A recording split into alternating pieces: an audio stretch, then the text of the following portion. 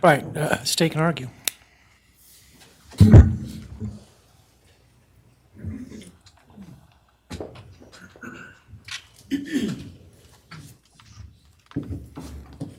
Thank you, Your Honor.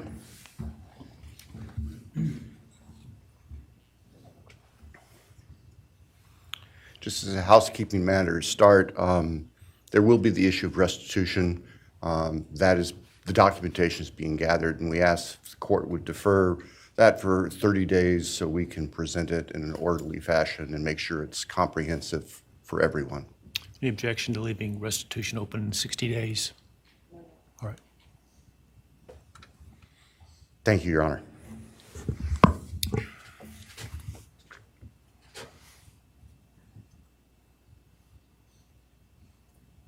I think it's necessary and appropriate to share for everyone here, including the court, the background that brings us in front of Your Honor today for these proceedings. As the record reflects, and as everybody in this courtroom knows, the defendant has pleaded guilty to all 5 counts charged in the indictment. Under oath before Your Honor, he has admitted that the charges against him are true. He has reassured the court that he has not been coerced or threatened to make those admissions.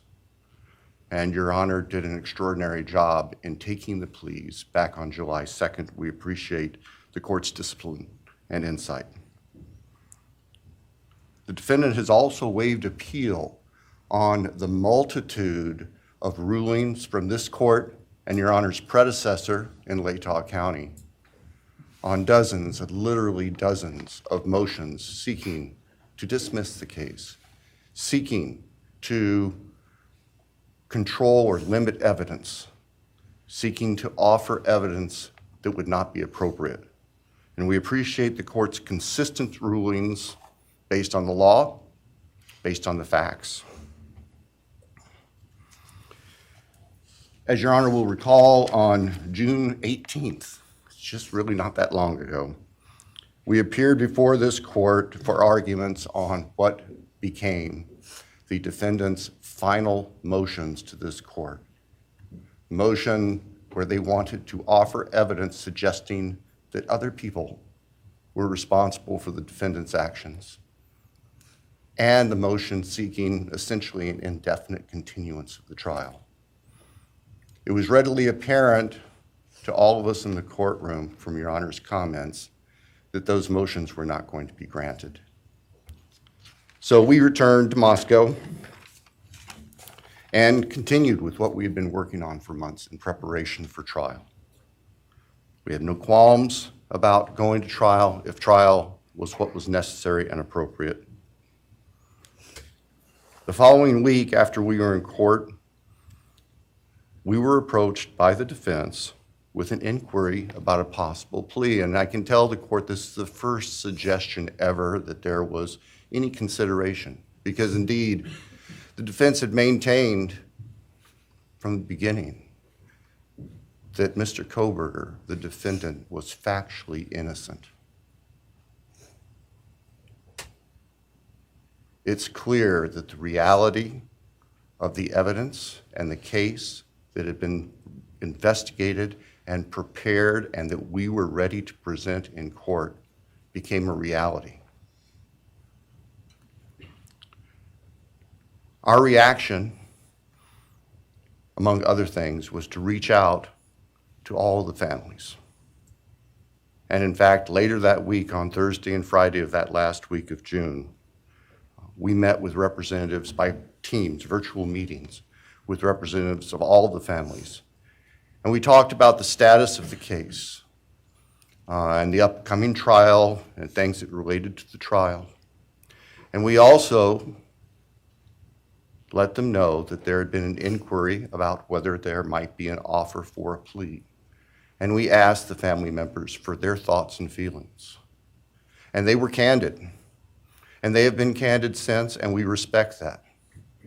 And we understand, recognize, and acknowledge that there was a difference of opinion among representatives of the different families. We understand that.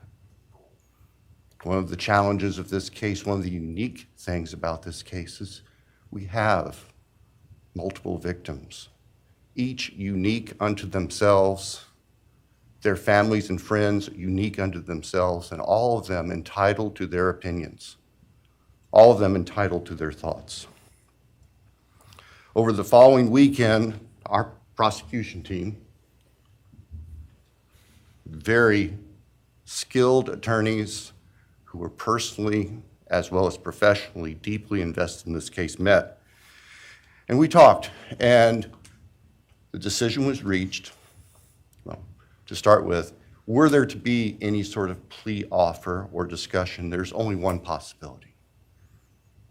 And that would be for the defendant to plead guilty straight up to all charges. There would be no bargaining about counts. There would be no bargaining about reduced sentences. And so we made the proposal to the defense that if the defendant was willing to plead guilty up front to all 5 counts as charged and waive appeal of the court's myriad decisions during the past 2.5+ years on all these motions that would have consumed years, if not decades, of time in the future. By the end of the weekend, we were notified the defendant was prepared to plead guilty as charged and factually acknowledge his responsibility in court for these horrible crimes. Obviously, those discussions and negotiations were confidential. And as Your Honor noted, I believe, that was necessarily so, because if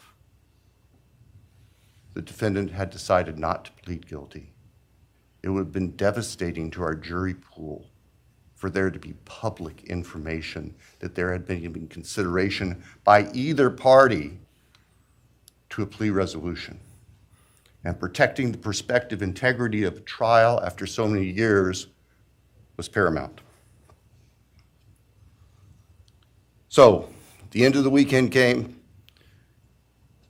We notified the victims' families of what had occurred. I recognize and acknowledge personally, and I respect the fact that of these fine, suffering people here, not everybody agreed with the decision we make. I accept that. It's my responsibility in the end. I recognize that that's the duty of the office that I hold.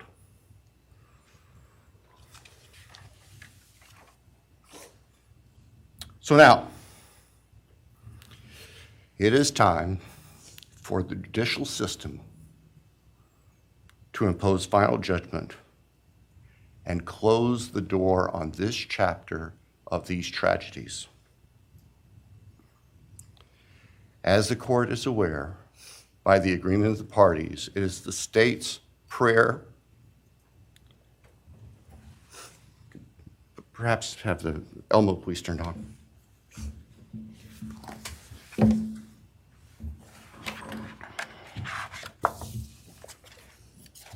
Thank you. That on count 1, the felony burglary, that the court sentenced the defendant to the maximum period of 10 years fixed in the custody of the Idaho Department of Correction. Then on count 2,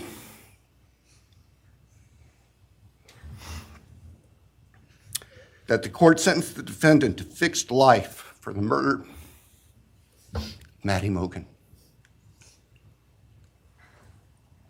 On count 3, that the court sentenced the defendant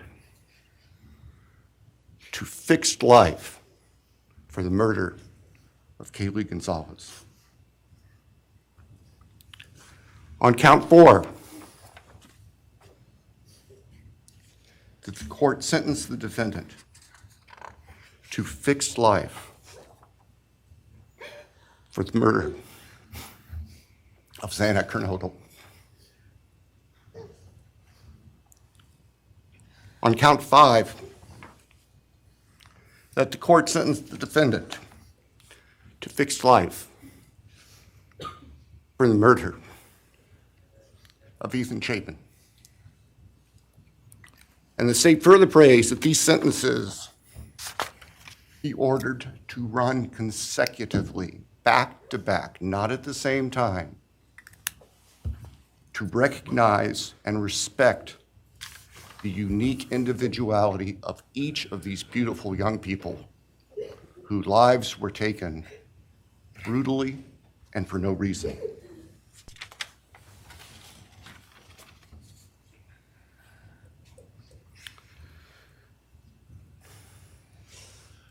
And hopefully now, as we have heard earlier this morning, it is time to afford the families and the friends and the community and the state of Idaho and the nation and the world to move forward. We can't undo, and we can never undo, the horror of what occurred on the early morning hours of November 13th, 2022 at 1122 King Street in Moscow, Idaho. For a long time, the presiding district judge in Latah County was John Stegner, who eventually became a member and a justice of the Idaho Supreme Court. And Justice Stegner often observed that even God cannot change the past.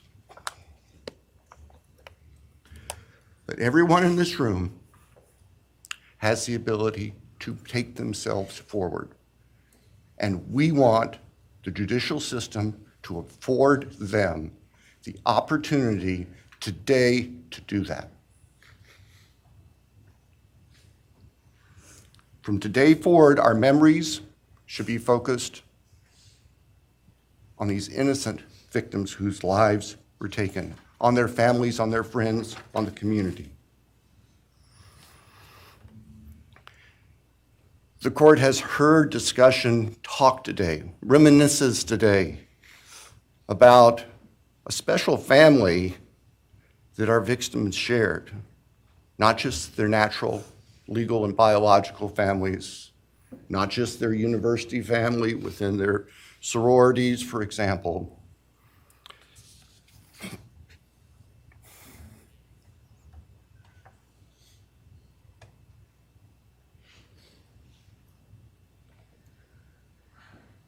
But this family.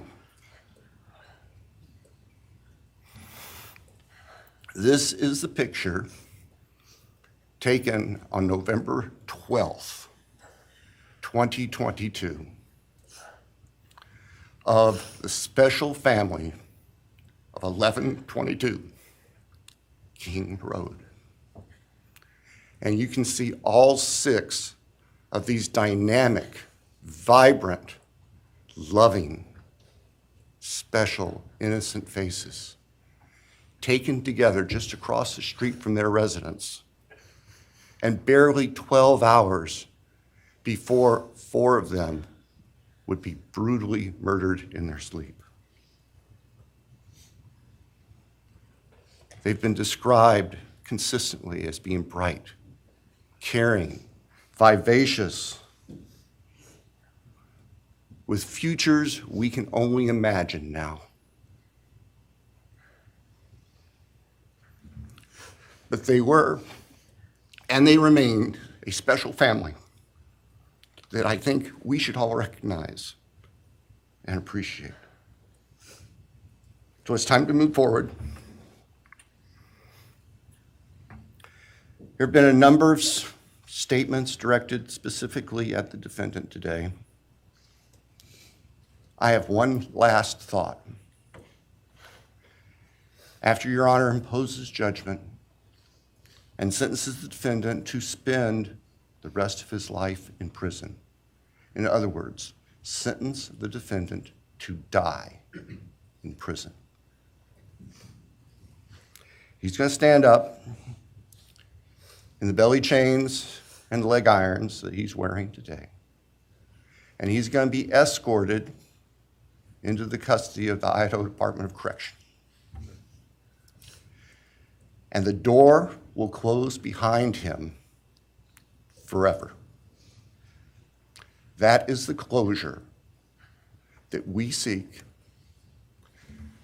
that all of these people, these loving friends and family deserve, so that we can move forward. Thank you, Your Honor. Thank you.